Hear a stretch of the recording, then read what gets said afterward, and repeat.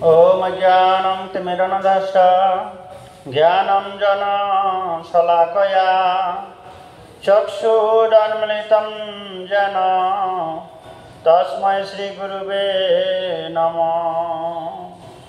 वाञ्छाकल्पतरुभ्यश्च कृपा सिन्धुभ्येव च पतितानां पावनेभ्यो वैष्णवेभ्यो नमो नमः।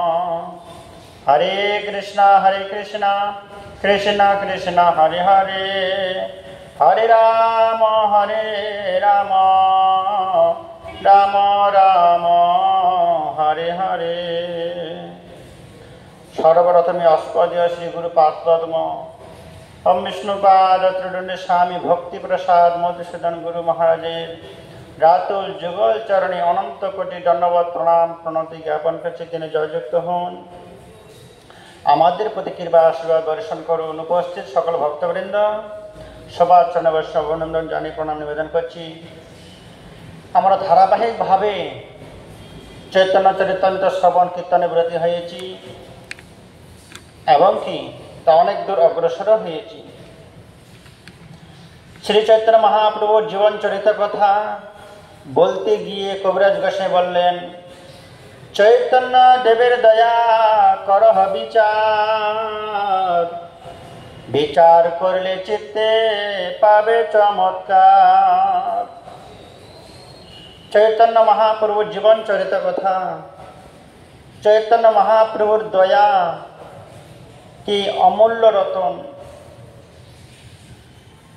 সে মহাপ্রভু চরিত কথা বিচার বিবেচনা করতে পারলে মানুষের মনে যেটা আনন্দ চমৎকারিতা আসবে, ভগবত প্রাপ্তি হবার একটা মার্গ, সাধন ভজন করার স্প্রিয়া,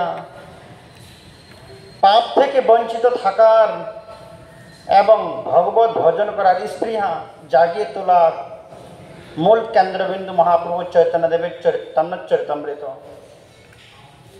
যা শ্রবণ কীর্তন করলেই দিন দিন শ্রবণ করার স্পৃহা বেড়ে যাবে, ভগবানের প্রতি রতি ভক্তি প্রেম উদয় হবে। তো ধারাবাহিকভাবে আলোচনায় আমরা পদার্পণ করেছি। দক্ষিণ ভারত দর্শন করে মহাপ্রভু লীলাচল ধামে এলেন। নীলাচল ধামে এসে বিভিন্ন ভক্তগণের সঙ্গে সাক্ষাৎকার, দর্শন, আলাপ আলোচনা এবং কি দক্ষিণ ভারতের দর্শন তার কেমন হলো সবকিছুই ভক্তদের মাঝে আলোচনা করলেন। মহাপ্রভুকে একটা আশ্রম করে দিলেন কাশী মিশ্রের বাসভবনে, খুব নির্জন জায়গা এবং কি জগন্নাথ মন্দিরের সন্নিকটে মহাপ্রভুকে বাসস্থান করে দিলেন। যে প্রভু যার নাম এখন গৌর গম্ভীরা, আগে ছিল কাশী মিশ্রের বাড়ি, এখন সেটা গৌর গম্ভীরা, গৌরের উপাসনার জায়গা, গৌরের ভজন কুটির। যে ভজন কুটির থেকে মহাপ্রভু অষ্টসাতি বিকারে রাধা কৃষ্ণে রাধারানীর ভাব আস্বাদন করেছিলেন। তো সেখানে মহাপ্রভু অবস্থান করছেন, নতুন নতুন ভক্তরা এসে মহাপ্রভুকে দর্শন করছেন এবং কি রায় ভবানন্দ তার 4 পুত্রকে মহাপ্রভুর সেবার জন্য উৎসর্গ করলেন। মহাপ্রভু বললেন, এই ভবানন্দ রায়, তুমি মোর জনম জনম কিঙ্কর, জনম জনম আমার দাস, আমার আত্মীয়। কেন? তুমি দ্বাপর যুগে সাক্ষাৎ পাণ্ডু রাজা, তোমার 5 সন্তান ধর্মরাজ যুধিষ্ঠির, ভীম, অর্জুন, নকুল, সহদেব, তোমার সেই 5 পুত্র নিয়েই তুমি আবার জন্মগ্রহণ করলে নদিয়া নগরে। কেন? শ্রীকৃষ্ণ চৈতন্য প্রভু জীবে দয়া করি সপার্ষদদেরকে নিয়ে ভগবান জন্মগ্রহণ করলেন। ভগবান শ্রীকৃষ্ণ সেবা করেছিলেন পঞ্চ পাণ্ডবদের। আজকে সেই পঞ্চ পাণ্ডবেরাই মহাপ্রভু সেবা করার জন্য নবদ্বীপ নগরে এসে তারা কি করলেন? তার পিতৃদেব ভবানন্দ রায় তার 4 পুত্রকে মহাপ্রভু তো কি করলেন সে ভবানন্দ রায় তার 4 পুত্রকে মহাপুরুষ চরণে নিবেদন, যে প্রভু আমার 4 সন্তান তোমার চরণে আমি অর্পণ করলাম তোমার সেবার জন্য। আর আমার সব থেকে বড় সন্তান রামানন্দ রায়, সে দক্ষিণ ভারতের রাজা, তিনিও আসবেন। মহাপ্রভু বললেন তার সঙ্গে আমার সাক্ষাৎকার হয়েছে, তিনিও 2-4 দিনের মধ্যে আসবেন। তাদের সঙ্গে আমরা সবাই একত্রিত হয়ে ভগবানের নাম গুণকীর্তন করবো, কৃষ্ণ কথা রহস্যে আমরা মগ্ন হয়ে থাকবো। কিছুক্ষণ পরে আরেকজন ভক্ত এসে মহাপ্রভুর চরণে প্রার্থনা জানান, প্রভু। মহাপ্রভু দেখলেন খুব সুন্দর একজন প্রবীণ ভক্ত, দিব্য লাবণ্য, সর্বাঙ্গে তিলক চন্দন, কণ্ঠে তুলসী মালা ধারণ ভক্ত এসে মহাপ্রভুর চরণে প্রার্থনা করলেন, নম মহাবদান্নায় কৃষ্ণ প্রেম প্রদায়তে কৃষ্ণায় কৃষ্ণ চৈতন্য নাম্নে গৌরতিসে নম। হেন কালী গোবিন্দ হইল আগমন। মহাপ্রভু সকল ভক্তদেরকে নিয়ে গম্ভীরায় মহাপ্রভুর বাসস্থানে ভক্তদের নিয়ে প্রেম আস্বাদন করছেন। এমন সময় একজন গোবিন্দ নামে ভক্ত মহাপ্রভুকে প্রণাম করলেন, দণ্ডবত করি কহে বিনয় বচনে। গোবিন্দ তিনি প্রণাম করে নিজের পরিচয়টা দিচ্ছেন। আমাদের 2 প্রকারের পরিচয় হয়, জাগতিক পরিচয় পিতামাতার দেওয়া পরিচয়, আর পারমার্থিক পরিচয় গুরু প্রদত্ত। আমার গুরুদেবের নাম কি? পারমার্থিক জগতে গুরুর পরিচয় থেকে শিষ্যের পরিচয়। তেমনি গোবিন্দ কি বললেন, ঈশ্বর পুরীর ভৃত্য গোবিন্দ মোর নাম, পুরী গোসাইর আজ্ঞায় আইন তোমার স্থান। কি বললেন?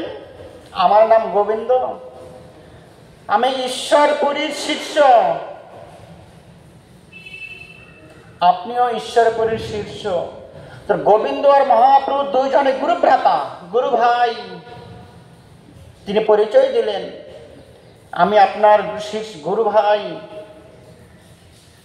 কেন এলাম? সিদ্ধি প্রাপ্তি কালে গোসাই আজ্ঞা কইল মোরে,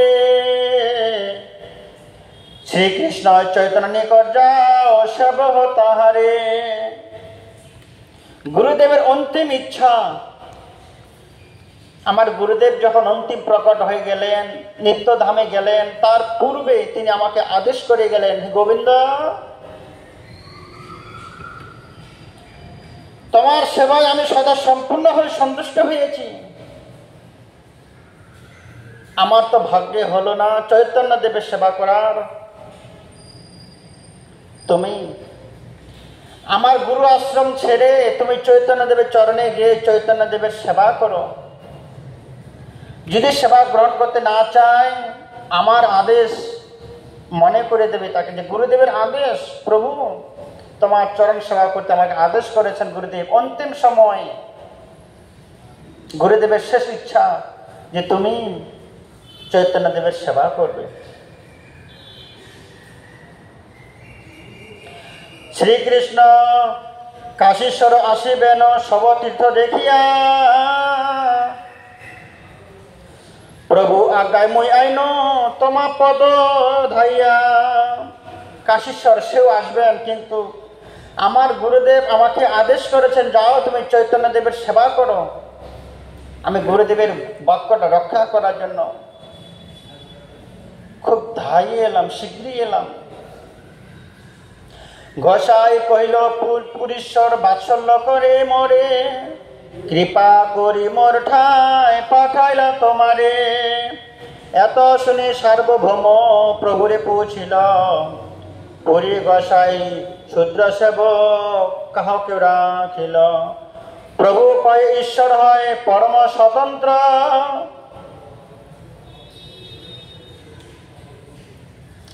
ঈশ্বরের কৃপা নহে বেদ পরতন্ত্র, ঈশ্বরের কৃপা যাতে কোল নাহি মানে, বিদুরের ঘরে খায় কৃষ্ণ করিলা ভোজনে।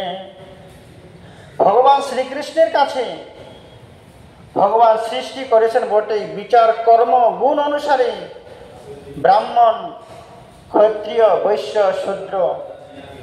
কিন্তু কোনো ব্রাহ্মণ, কোনো বৈশ্য, কোনো শূদ্র, কোনো বেজাতীয় যদি কৃষ্ণ ভক্ত হয়ে যায়, যদি কৃষ্ণের শরণাপন্ন হয়ে যায়, তখন আর কোনো জাতি থাকে না। তার একটাই জাতি, তিনি কৃষ্ণ দাস। তার একটাই পরিচয়, গুরু পিতা গায়ত্রী মাতা। তার সংসার কৃষ্ণের সংসার। কোনো জাতি যখন বৈষ্ণব হয়ে যায়, কৃষ্ণের উপাসনা করতে আসে, তখন তিনি কৃষ্ণ ভক্ত হয়ে যান। তখন ভগবান তাকে কোনো জাতের বিচার না করে, ভগবান তার হাতে তার অর্পণ করা বস্তু, নিবেদিত বস্তু ভগবান গ্রহণ করেন। তখন আর জাত বেজাত দেখেন না। যেমন কোনো নদী, গঙ্গা, যমুনা, সরস্বতী, কোনো নদী, নদ যখন সমুদ্রে লীন হয়ে যায়, সমুদ্রের মধ্যে লিপ্ত হয়ে যায়, তখন আর ব্যক্তিগত কারো জাত, কোনো ধর্ম, কোনো নাম থাকে না। তারা সব নাম, সব গুণ, সব ক্রিয়া সম্পূর্ণভাবে মগ্ন হয়ে যায়, লীন হয়ে যায় সমুদ্রের বক্ষস্থলে। তখন আর সমুদ্র কাউকে আলাদা করে বিচার করতে পারে না। কেন? তারা এসেছে আমার বক্ষস্থলে আশ্রয় নেওয়ার জন্য। সমুদ্র সবাইকে জড়িয়ে ধরে আলিঙ্গন করে নিজের বুকের মধ্যে অবস্থান করালেন। ঠিক তেমনই আমরা কেউ ব্রাহ্মণ, ক্ষত্রিয়, বৈশ্য, শূদ্র, ব্রাহ্মণ এবং সন্ন্যাসী, ব্রহ্মচারী, আমাদের যাই পদবে থাকুক না কেন, সর্বোপাধি বিনির্মুক্ত। যত রকমের উপাধি আছে সব উপাধি বর্জন করে আমরা একজন ভগবানের নিত্য সেবা করব, ভগবানের দাসত্ব স্বীকার করব। ভগবান তখন বিচার করেন না কে ছোট, কে বড়, কে কোন কুল থেকে এসেছে, বিচার করেন না। কি হয়েছে দেখো, বিদুর মহারাজ কি ছিলেন? দাসীপুত্র। তিনি ব্রাহ্মণ ছিলেন না, কিন্তু তিনি মনে প্রাণে ভগবানের চরণে অর্পিত, নিজেকে ভগবানের চরণে বিক্রি করে দিয়েছিলেন। সদা সর্বদা ভগবানের চিন্তা মগ্ন। এই ভগবানের চিন্তা করতেন বলেই ভগবান তার ঘরে গিয়ে সাগন্য গ্রহণ করেছিলেন। কিন্তু বড় বড় ঋষিগণ, ব্রাহ্মণগণ ছিলেন, তাদের ঘরে কিন্তু ভগবান যাননি। স্নেহ সবাপেক্ষা মাত্র কৃষ্ণ শ্রীকৃষ্ণ কৃপা, স্নেহ বশ হইয়া করে স্বতন্ত্র আচার, মর্যাদা হইতে কোটি সুখ স্নেহ করে, পরমানন্দ হয়ে যার নাম শ্রবণে। যেখানে মর্যাদা আছে, মর্যাদার থেকেও সব থেকে গুরুত্বপূর্ণ হচ্ছে স্নেহ। স্নেহ ভালোবাসায় মর্যাদা লঙ্ঘন হয়ে যায়। এত বলে গোবিন্দের কইল আলিঙ্গন, গোবিন্দ করিল প্রভুর চরণ বন্দন। মহাপ্রভুর গুরু ভাই এসেছে, গুরু ভ্রাতা এসেছেন, গোবিন্দকে আলিঙ্গন করলেন। গোবিন্দ মহাপ্রভু চরণে লুটে পড়লেন, চরণ ধুলি গ্রহণ করলেন। প্রভু কয়ে ভট্টাচার্য করহ বিচার, গুরুর কিঙ্কর হয় মান্য আপনার। ভট্টাচার্যকে বলছেন, হে সার্বভৌম ভট্টাচার্য, আপনি তো পণ্ডিত, বেদজ্ঞ ব্রাহ্মণ, আপনি বিচার করে বলুন, আমার গুরু ভাই আমার সেবা করতে এসেছে, এই সেবাটাকে গ্রহণ করা যায়? সে তো গুরুর সেবক ছিল, গুরুর কিঙ্কর হয় মান্য আপনার। গুরুদেবের যিনি শিষ্য, তিনি আমার কাছে গুরুতুল্য, পূজনীয়, সম্মানীয়। আপনি বিচার করে বলুন আমি কি করব? গোবিন্দ আমার সেবা করতে এসেছে, সে তো আমার গুরু ভ্রাতা, কিন্তু গুরুর শিষ্য আমার কাছে সবাই গুরুতুল্য। কেননা আমি যে মন্ত্র জপ করি, আমার গুরু ভ্রাতা সে মন্ত্রটাই জপ করে। গুরুদেবের যতক্ষণ আমার প্রতি কৃপা, তার প্রতি ততটাই কৃপা। আমি আমার গুরু ভাইয়ের কাছ থেকে কি করে সেবা গ্রহণ করতে পারি? প্রশ্ন করলেন, জিজ্ঞাসা করলেন সার্বভৌম ভট্টাচার্যকে। তাহারও আপন সেবা করাইতে না জুয়ায় গুরুর আজ্ঞা দিয়েছেন কি করি উপায়। আমার গুরু ভ্রাতাকে দিয়ে আমার সেবা করার ঠিক উপযুক্ত নয়, জুয়ায় না, উচিত নয়, কিন্তু গুরুর আজ্ঞা, গুরুদেবের আজ্ঞা আছে আমার প্রতি, সেবা গ্রহণ করতে হবে। গুরুর আজ্ঞাটা লঙ্ঘন করব না, গুরুদেবের আজ্ঞাটা আমি পালন করব। আপনার তাহারে আপনার সেবা করাইতে না জুয়ায় গুরু আজ্ঞা দিয়াছেন কি করি উপায়। ভট্ট কহে গুরুর আজ্ঞা হয় বলবান, গুরু আজ্ঞা লঙ্ঘিয়ে শাস্ত্রের প্রমাণ। গুরুর আজ্ঞাটাই হচ্ছে গুরুদেবের মন্ত্র। जो गुरु सगुरु जो मंत्र सगुरु साक्षात। गुरुदेवेर बाक्यटाई हच्छे गुरुदेव बस्तु, गुरुदेवेर मंत्रटाई साक्षात गुरुदेव, गुरुदेवेर साक्षात भगवान। जो मंत्र सगुरु साक्षात, जो गुरु सहरि स्वयं। गुरुदेवेर देवा मंत्रटाई गुरुदेव, गुरुदेवेर साक्षात भगवान। गुरु तुष्ट भवे तुष्ट, गुरुदेव सन्तुष्ट हलेई भगवान श्रीहरि सन्तुष्ट हबेन, एते कोनो द्विधा नेই। এই চৈতন্যদেব গুরুদেবের আজ্ঞাটাই তোমার কাছে সবথেকে শ্রেষ্ঠ, গুরুদেবের বাক্যটাই তোমার পূজনীয়। ধ্যানামূলম গুরুর মূর্তি, ধ্যানের মধ্যে গুরুদেবের বিগ্রহটাকে ধ্যান করা শ্রেষ্ঠ। গুরুদেবের বাক্যটাই আমাদেরকে সবথেকে প্রিয়। কেন? কৃষ্ণ রুষ্ট হলে গুরু রাখিবারে পারে, গুরু রুষ্ট হলে কৃষ্ণ রাখিবারে না রে। কারো প্রতি যদি ভগবান শ্রীকৃষ্ণ রুষ্ট হয়ে যান, বেমুখ হয়ে যান, গুরুদেবের কৃপায়, গুরুদেবের ক্ষমতা সেই কৃষ্ণকেই ধরে রাখা যায়। কিন্তু গুরু রুষ্ট হলে কৃষ্ণ রাখিবারে না রে। গুরুদেব যদি কারো প্রতি বেমুখ হয়ে যায়, অপ্রসন্ন হয়ে যান, ভগবান শ্রীকৃষ্ণটাও গুরুদেবের স্বীকৃতিটাই গ্রহণ করে ভগবানও তার কাছ থেকে বঞ্চিত হয়ে যান। সেই জন্য সার্বভৌম ভট্টাচার্য মহাপ্রভু বললেন, শ্রীকৃষ্ণ চৈতন্য তুমি গুরুর আজ্ঞা বলবান। গুরুদেবের আজ্ঞা যা আছে সেটাই পালন করা প্রয়োজন। ভট্ট কহে গুরুর আজ্ঞা হয় বলবান, গুরু আজ্ঞা লঙ্ঘিয়ে শাস্ত্র প্রমাণ। শাস্ত্র প্রমাণ দিয়েছেন, উদাহরণ দিয়েছেন। গুরুদেবের আজ্ঞা লঙ্ঘন করলে বেদ বেদান্ত সকলে আপনার কাছ থেকে দূরে চলে যাবেন। তবে মহাপ্রভু তারে করল অঙ্গীকার, আপন শ্রীঅঙ্গ সেবা দিলেন অধিকার। এই কথা শ্রবণ করে মহাপ্রভু তাকে গ্রহণ করলেন, স্বীকার করলেন, তাকে সেবার অধিকার দিলেন। কেন?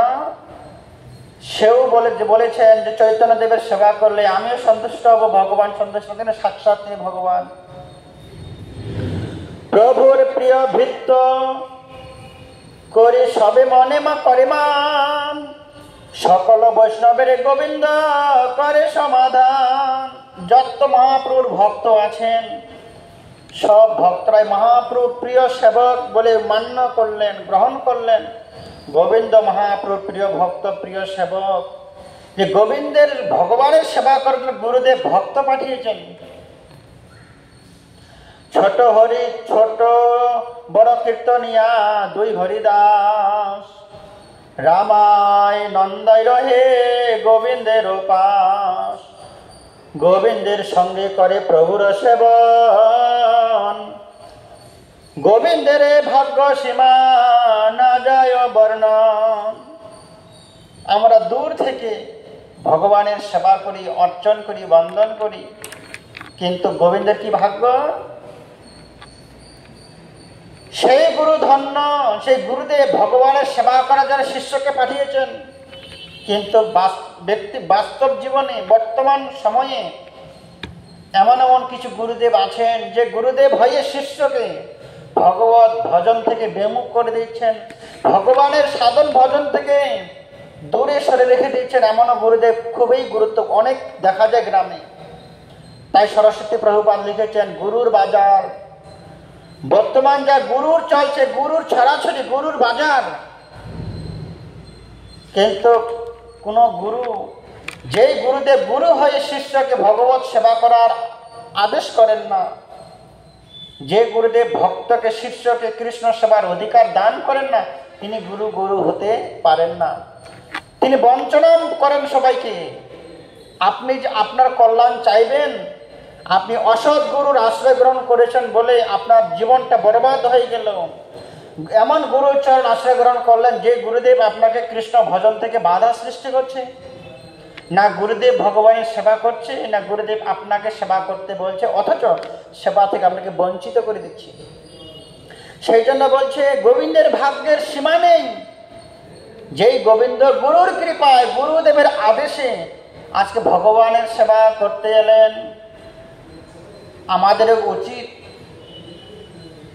যেন তেন প্রকারে সর্বদাই আমাদের গোবিন্দের সেবা করা উচিত, ভগবানের সেবা করা উচিত।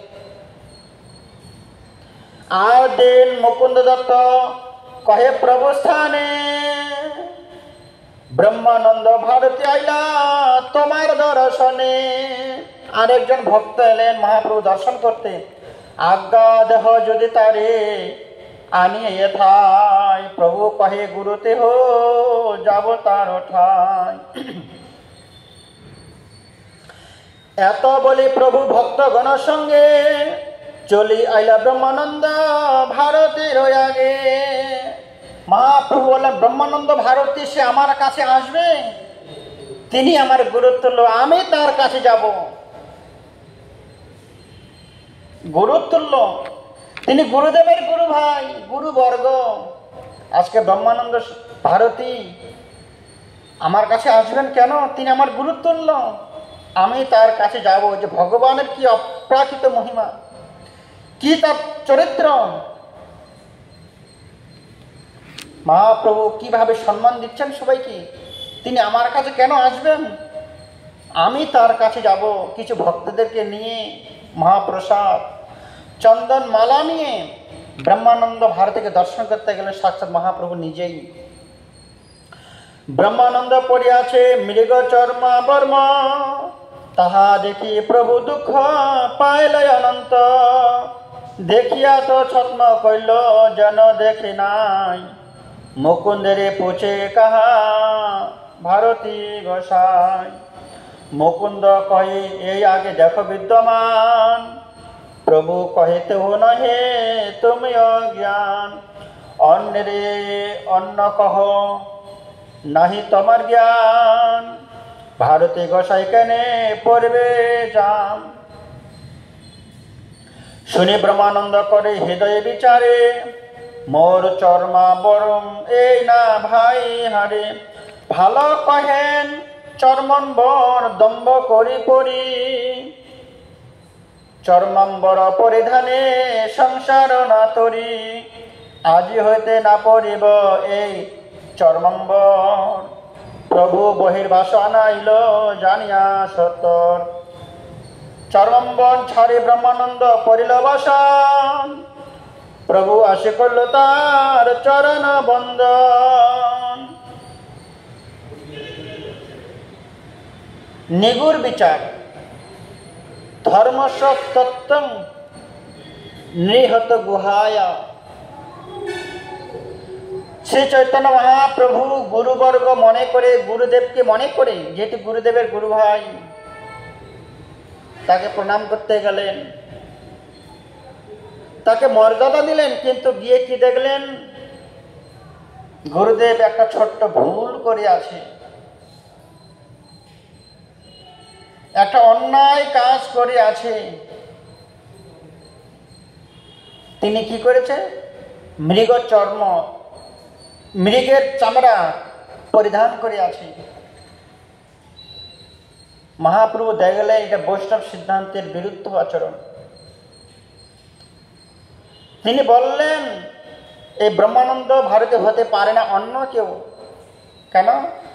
ব্রহ্মানন্দ ভারতী বৈষ্ণব, আমার গুরুবর্গ। আমার গুরুবর্গ কখনো হরিণের চামড়া গ্রহণ করতে পারে না। মহাপ্রভু সেটা গ্রহণ করলেন না। ব্রহ্মানন্দ ভারতে জানতে পেরে সেই মৃগ হরিণের চামড়া পরিত্যাগ করে ধুতি পাঞ্জাবি পরিধান করে মহাপ্রভুর কাছে এলেন। মহাপ্রভু তাকে আলিঙ্গন করলেন। খুব নিগুড় বিচার। মহাপ্রভু শিক্ষা দিয়েছেন, আপনার গুরুদেব যদি কিছু ভুল করে সেই ভুলটা গুরুদেবকে জানানো অধিকার আছে। কেন? এটা মহাপ্রভুর সিদ্ধান্ত, মহাপ্রভুর বিচার। কিন্তু আমরা কি করি? যার ভুল তাকে না বলে গ্রামে ঢাকঢোল পিটিয়ে আমরা প্রচার করি, কিন্তু এটা হচ্ছে আমাদের অন্যায়। যার অন্যায় তাকেই বলতে হবে। মহাপ্রভু শিক্ষাটা দিলেন।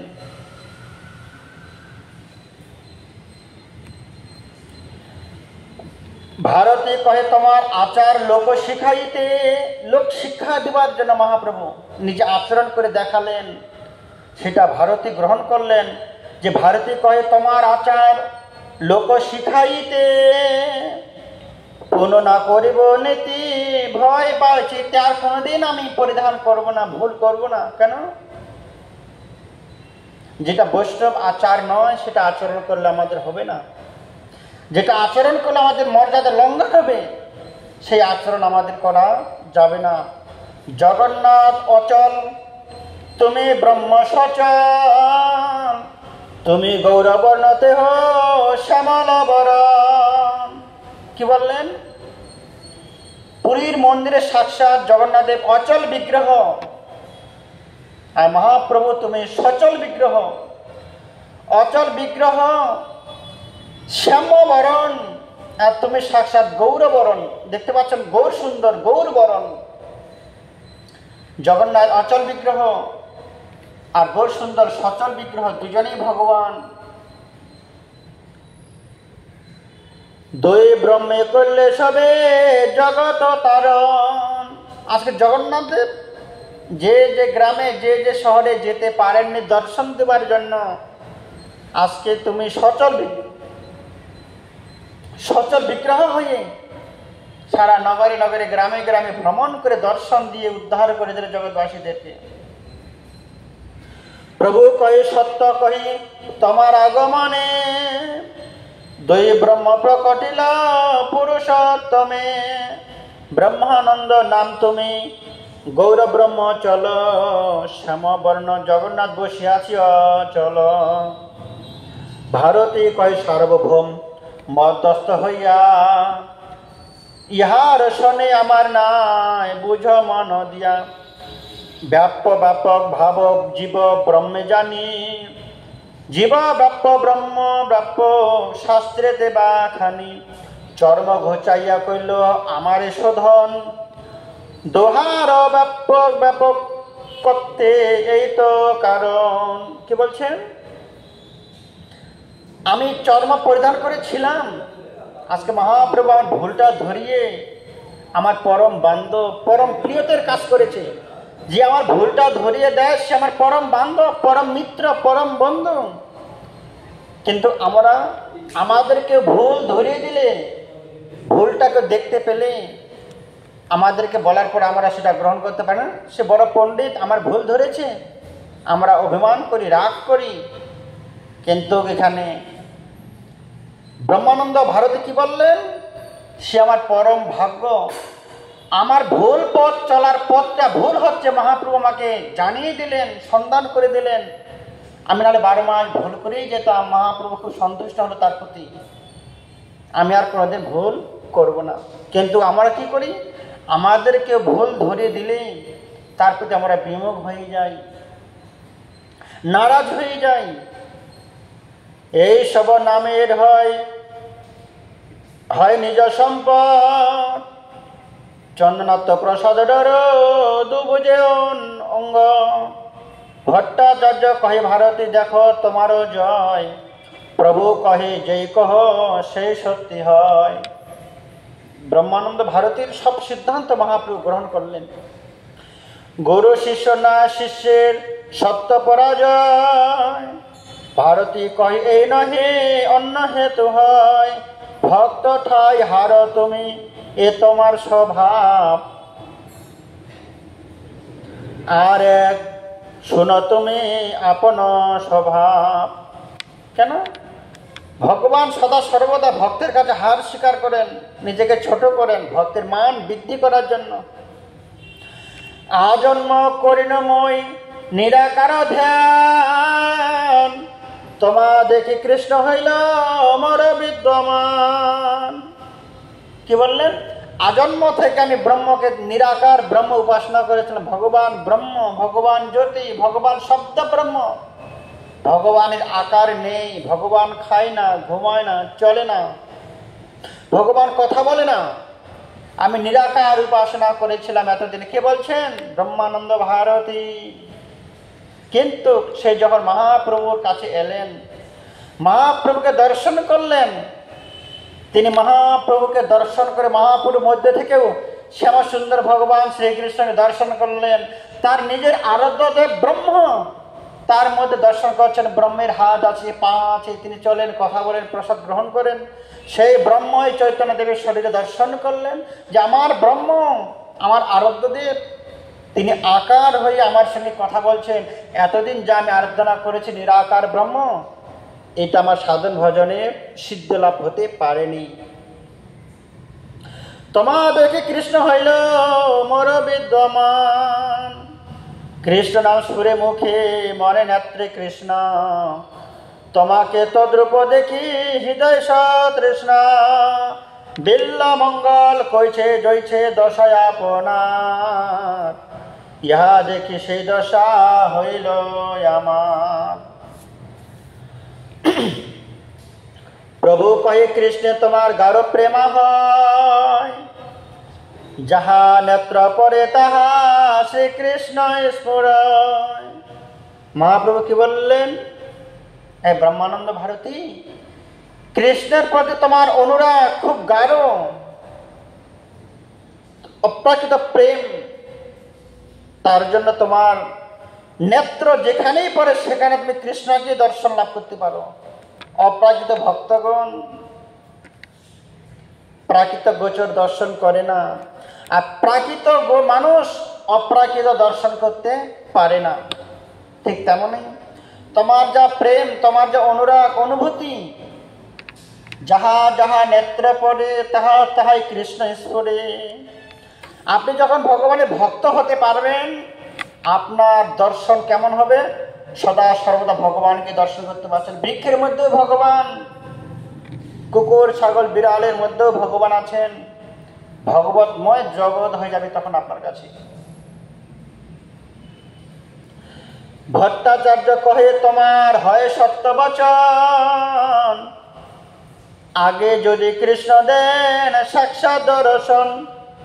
প্রেম বিনা কভু নহে তার সাক্ষাৎকার, ইহার কৃপাতে হয় দর্শন ইহার। আপনি যদি ভক্ত হতে না পারেন, আপনার মধ্যে যদি অনুরাগ প্রেম না থাকে, ভগবানকে দর্শন করেও আপনি তাকে চিনতে পারবেন না, অনুভব করতে পারবেন না, হৃদয়ঙ্গম করতে পারবেন না, আত্মসাৎ করে নিতে পারবেন না। সেই জন্য ভগবান বলছেন, ভগবত দর্শন হবার পূর্বে আপনাকে প্রেমিক ভক্ত হতে হবে এবং ভগবানের ভক্ততে পরিণত হতে হবে। অনেক ভক্তগণ আছেন যাদের মধ্যে কোনো ভক্তিযোগের লেশ মাত্র ছিল না, ভক্তিযোগ অবলম্বন করেনি, ভগবান তাদেরকে দর্শন দিয়েছিলেন, তারা তো ভগবানকে চিনতে পারেন নাই, অনুভব করতে পারেনি। শিশুপাল, দন্তবক্র, জরাসন্ধ, কংস, রাবণ, তাদেরকে ভগবান দর্শন দিয়েছিলেন, কিন্তু তারা ভগবানকে ভগবান জ্ঞানে পরিচয় নিতে পারেননি। তারা যম, মৃত্যুরূপে দর্শন করতে পারছেন। আমার যম এসেছে, আমার মৃত্যু এসেছে। ভগবান সাক্ষাৎ তাদের সামনে দাঁড়ালেও, দর্শন দিলেও তারা দর্শন করতে পারেননি। তাই বলছেন, ভগবানকে দর্শন করার একমাত্র রাস্তা ভক্তি যোগ অবলম্বন করে ভগবানের ভক্ত হয়ে, প্রেমিক ভক্ত হলে তবে ভগবানকে দর্শন করা যায়। প্রেমিক চশমাটা পড়লে, আমাদের দৃষ্টিটা প্রেমিক হলে তবে আমরা ভগবানকে দর্শন করতে পারবো। নচেত আমরা ভগবান আমাদের সামনে দাঁড়ালেও আমরা ভগবানকে দর্শন করতে পারবো না। সেজন্য কি বলছেন, প্রেম বিনা কভু নহে তার সাক্ষাৎকার, ইহার কৃপাতে হয় দর্শন ইহার। প্রভু কহে বিষ্ণু বিষ্ণু কি কহ সার্বভৌম, অতিশ্রুতি হয়ে নিন্দার লক্ষণ। এত বলি ভারতের লইয়া নিজ বাসা আইলা, ভারতে গোসাই প্রভুরে নিকটে রাখিলা। রাম ভদ্রাচার্য আর ভগবানাচার্য প্রভু পদে রহিলা, দুহে ছাড়ি সর্বকার্য। কাশীশ্বর গোসাই আইলা আরো দিনে, স্নান করিয়া প্রভু রাখিলা নিজ স্থানে। প্রভুকে লইয়া করান ঈশ্বর দর্শন, লোক ভিড় আগে সব করে নিবারণ। চারিদিক থেকে ধীরে ধীরে সকল ভক্তগণ মহাপ্রভুর কাছে আসছেন মহাপ্রভুকে দর্শন করার জন্য। যত নদ নদী জয়ছে সমুদ্রে মিলায়, ওইছে মহাপ্রভুর ভক্ত যাহা তাহা হয়। যেমন চারিদিকে কত নদ নদী আছে, তাদের অন্তিম লক্ষ্য আমি সাগরে মগ্ন হয়ে যাব, সমুদ্রে লীন হয়ে যাব। প্রতিটা নদীর শেষ ইচ্ছা আমি যেন ভ্রমণ করতে করতে করতে করতে কোথায় পৌঁছাতে পারি, সমুদ্রে লীন হয়ে যেতে পারি, সাগরে লীন হয়ে যেতে পারি। যে সাগরে একবার পৌঁছাতে পারলে ভগবানের চরণ লাভ করা যায়, কেননা সেই সাগরের মধ্যেই তো ভগবান বিষ্ণু সরসজ্জাশায়ী হয়ে আছে লক্ষ্মী দেবীর সঙ্গে। তেমনি যে যার ভক্ত যেখানেই থাকুন না কেন, ভগবানের মহাপ্রভু অনেক ভক্ত, অনেক তার পার্শ্ব বিভিন্ন জায়গায় জন্মগ্রহণ করে হরিভজন করছেন। তাদের লক্ষ্য অন্তিম সময়ে যেন ভগবানের চরণে আমরা প্রার্থনা করে ভগবানের চরণে পৌঁছাতে পারি। আমাদেরও সেই লক্ষ্যটাই হওয়া উচিত। জন্ম হোক যথাতথা হয়তো তবদাস, আমাদের জন্ম যেখানে হোক না কেন যেন ভগবানের চরণে দাস হতে পারি, ভগবানের চরণে নিজেকে অর্পণ করতে পারি। তেমন এই কথাটা বলছেন, যত নদ নদী আছে তাদের লক্ষ্য যেমন সমুদ্রে লীন হয়ে যাওয়া, আমাদের লক্ষ্য হওয়া উচিত অন্তিম সময় যেন ভগবানের চরণ ধ্যান করে, ভগবানের চরণ হৃদয় ধারণ করে অন্তিম শেষ নিঃশ্বাস আমরা পরিত্যাগ করতে পারি। তবে আমাদের জীবন যৌবন মাতৃগর্ভ পর্যন্ত সার্থক হয়ে যাবেন।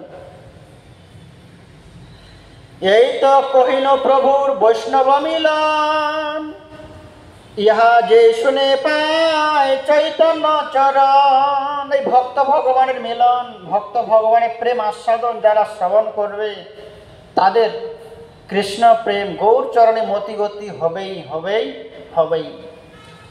শ্রীরূপ রঘুনাথ পদে যার আস, চৈতন্য চরিতামৃত কহে কৃষ্ণ দাস। কৃষ্ণদাস গোস্বামী চৈতন্য দেবের আদেশে, নিত্যানন্দ প্রভুর আদেশে গৌর কথা বর্ণন করলেন। অতএব আমরা সবাই এই আশা প্রার্থনা রাখবো, যাতে সারাটা জীবন যে যেমন কর্ম করি না কেন গৌরের চরণ যেন আমরা হৃদয় ধারণ করতে পারি, সেই আশা ভরসা রেখে আমাদের হরিভজন করতে হবে, একাদশী ব্রত পালন করতে হবে, হরিভজন করে মানব জন্মটাকে সার্থক করতে হবে। আপনি হরিভজন করবেন কেন? নিজের আত্মসিদ্ধির জন্য, নিজের মঙ্গলের জন্য এবং গ্রামের মঙ্গলের জন্য।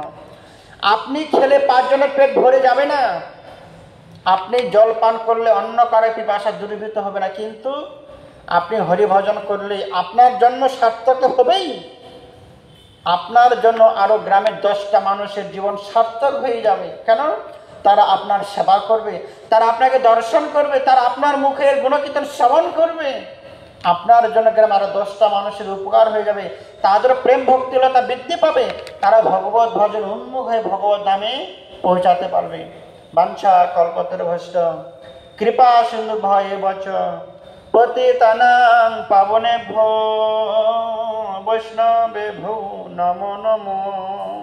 হরে কৃষ্ণ। সবাই শ্রবণ করুন, শেয়ার করবেন। আপনি যদি নতুন হয়ে থাকেন, নতুন ভিডিওটা আপনি দেখলেন, আপনি সাবস্ক্রাইব করে রাখবেন যাতে ভিডিওটা আপনার কাছে পৌঁছায়, আপনি যেন ভগবানের কথা শ্রবণ করতে পারেন। হরে কৃষ্ণ।